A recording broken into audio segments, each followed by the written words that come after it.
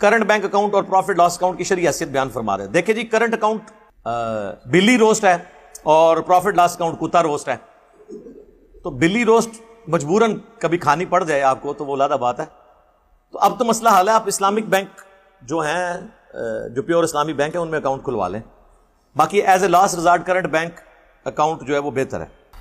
نان اسلامی بینک جو saving account پر پیسے دیتے ہیں, سود ہے, ان کے مطابق سود کے زمرے میں نہیں آتا, ظاہر ہے. انہوں نے تو یہی کہنا ہے. اسلامک بینک والے جو کر رہے ہیں وہ پروفٹ درست ہے. میں نے باقاعدہ ان کے ساتھ میٹنگز کی ہیں, میں نے ان کی اینول رپورٹس پڑھی ہیں, پوری تحقیق کرنے کے بعد اس رزلٹ پہ پہنچا ہوں کہ جو اسلامک بینک ہیں وہ منی اگینسٹ گڈس کے مطابق چل رہے ہیں.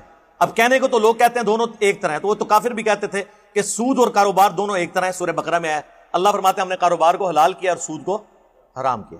تو کہنے کو تو ایک بات ہی لگ رہی ہے کہ وہ بھی پروفٹ دے رہے ہیں. سر بہت فرق ہے. اسلامک بینک والے منی اگینسٹ گڈس کرتے ہیں. آپ کو وہ پرسنل لون نہیں دیں گے پیسے کے بدلے پیسہ. آپ جائیں لے کے بتائیں مجھے. وہ آپ کو کہیں گے کہ آپ نے مکان لینا ہے, زمین آپ کی ہوگی, کنسٹرکشن ہم کروائیں گے اور اسی ریشو پروپورشن سے ہم مالک ہوں گے.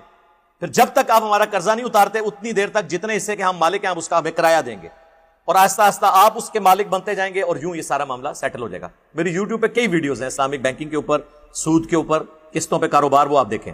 پچھلے دنوں نہیں, اب تو خیر کچھ سال ہی گزر چکے ہیں, کراچی ایئرپورٹ کی توسیع ہونی تھی. تو عام بینکوں کے پاس تو پیسہ کوئی نہیں تھا, تو اسلامک بینک والوں سے گورنمنٹ نے ادھار مانگا 6 ارب روپیہ پاکستانی. انہوں نے کہا ہم تو آپ کو نہیں دے سکتے, اس کے بدلے جو آپ دیں گے وہ تو سود ہوگا. تو انہوں نے کہا کیا حل ہے؟ ان کا حل یہ ہے کہ جو آپ نے خریدنی ہے نا چیز, وہ ہمیں بتائیں, وہ ہم خریدیں گے, پھر آپ ہم سے قسطوں میں لے لیں. مثلا 6 ارب روپے کی مشینری تھی یا انفراسٹرکچر تھی, وہ انہوں نے خریدی, تو 6.25 یا 6.5 ارب روپے میں حکومت نے قسطیں دے کے ان سے وہ خرید لی. پیسہ نہیں دیا انہوں نے. لیکن یہی عام بینک کے پاس جاتے ہیں, انہوں نے کہتے ہیں لو جی لو 14% دے ہوتے ہیں, لو 20% دے ہوتے ہیں. تو سر خدا کے لیے آپ اس طرح ان کو برابر نہ کریں. مفتی تقی عثمانی صاحب یا باقی علماء بڑی خوف خدا رکھنے والے ہیں, انہوں نے بڑی ذمہ داری کے ساتھ یہ کام کیے ہیں, اور میں صرف ان کے کرنے کے اوپر نہیں اعتماد کر رہا, پوری تحقیق کے بعد یہ بات کر رہا ہوں. ابھی بھی کچھ قباحتیں ہیں, آپ 90% کہہ سکتے ہیں کہ انہوں نے ایڈریس کر لی ہیں, لیکن کچھ قباحتیں وہ ایڈریس کر نہیں سکتے نا, کیا کریں. مثلا جس طرح کائبر ریٹ ہے, کراچی انٹر شادی کیا ہے KIBOR, Karachi inter bank profit offer rate.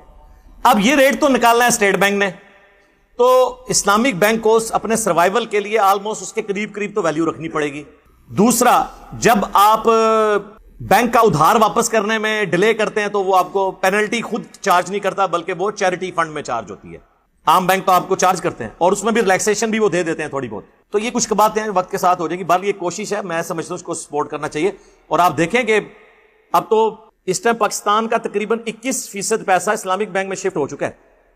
Faisal bank تو پورا اسلامک ہو رہا ہے, انہوں نے اناؤنسمنٹ کر دیا, کیونکہ لوگوں میں اب شعور آ رہا ہے. ابھی بھی پاکستان میں 70% سے زیادہ لوگ ہیں جو بینک یوز ہی نہیں کرتے, انہوں نے اپنے گھروں میں پیسہ رکھا ہوا ہے. باقاعدہ سروے ہوئے ہیں سود کی وجہ سے. حالانکہ ایپ بے نمازی ہیں, لیکن سود کو بڑا انہوں نے ایک بڑا گناہ سمجھا ہے. جس طرح آپ شرابیوں سے بھی پوچھیں نا, خنزیر وہ کہیں گے نہیں وہ تے رام ہے, اور ان کو جنہیں خنزیر نو رام کیتا ہے انہیں شراب نو بھی رام کیتا ہے.